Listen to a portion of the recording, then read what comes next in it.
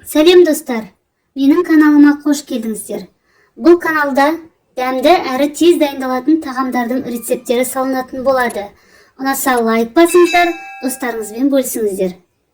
Бүгін біз дұрыс тамақтану айдары бойынша, яғни правильное питаниеге жататын сұлы жармасынан дәмді печенье әзірлейміз. Овсяные печенье. Олай болса кеттік. Менімен бірге қайталап жасаңыздар. Алдымен пешті 180 градусқа қыздырып қоямыз. Сосын овсяные хлопьяны және орехты блендерде ұсатып аламыз. Сары майды ерітеміз. Бізге кез келген дүкенде сататын овсяные хлопья керек. Мен цардың хлопьясын пайдаланамын. Ыңғайлы ыдысқа 100 грамм сары майды және 100 грамм құмшекерді араластырамыз. Қыздар, бұл жерде правильное питание болғандықтан мүмкіндігінше 82% сары майды пайдалануға кеңес беремін. Шекер ерігенше араластырып, 2 дана жұмыртқамызды қосамыз.